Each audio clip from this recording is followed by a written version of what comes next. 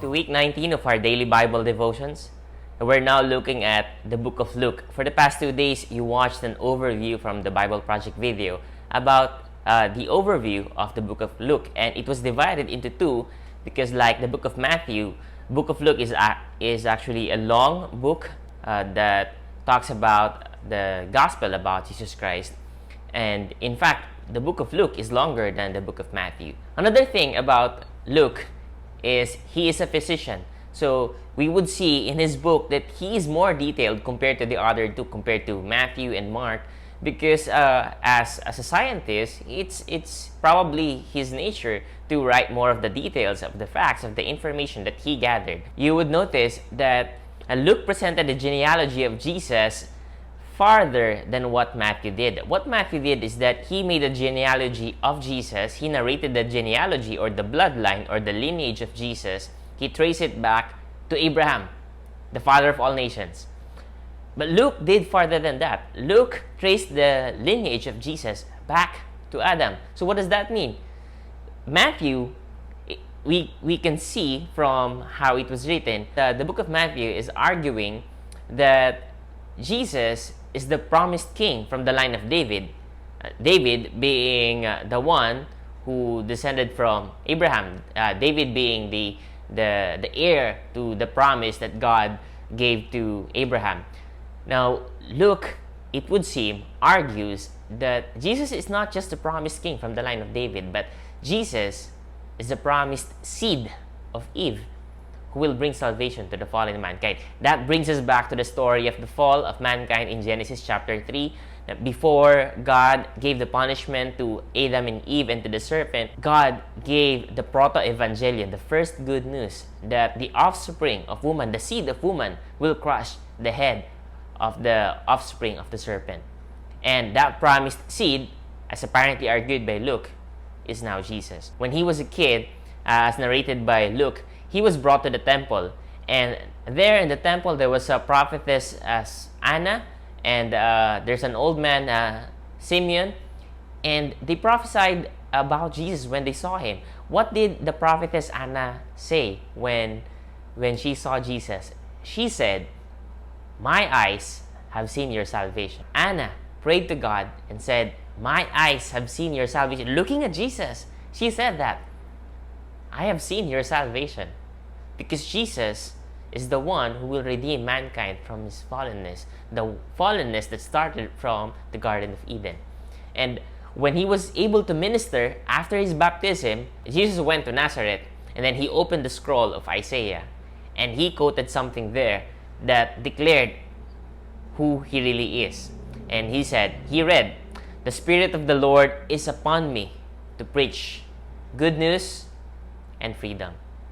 Now, when Isaiah said good news, because Isaiah prophesied about the exile that was about to come to the divided kingdom because of their adultery, because of how they turned their backs from the commands of God. And because Isaiah prophesied the exile, Isaiah prophesied the punishment, Isaiah also prophesied the Messiah, the redemption. And then Jesus now claims that quote. He said, "The Spirit of the Lord is upon me to bring good news." The good news that Isaiah prophesied. To bring good news and freedom.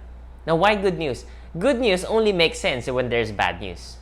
And that brings us to our principle for today. The principle is this: only those who acknowledge the bad news around them will appreciate the good news offered by Jesus. Again, only those who acknowledge the bad news around them will appreciate the good news offered by Jesus.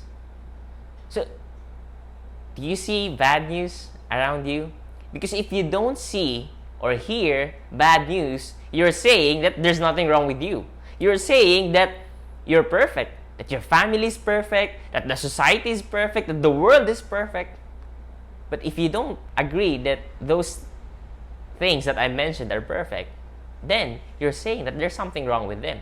Then that's bad news. All the bad things in us, inside us, in our family, in our world, it is all because of the fall that happened back in the Garden of Eden.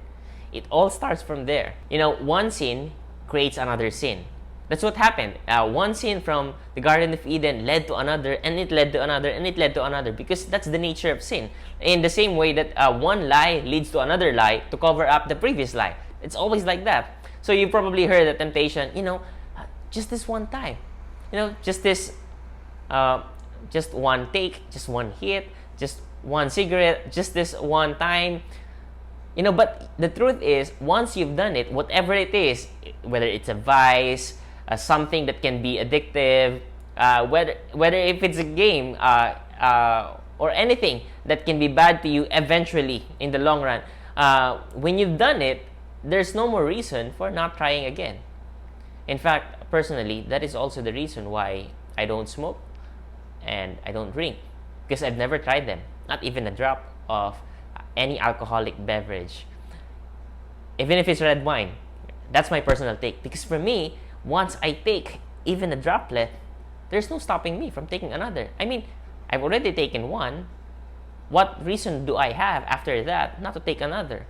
If I will just take one cigarette, if I will give in to other people who are telling me to try it just one time, then there's no stopping them from offering again, and there's no reason anymore not to take their offer, because I've done it already.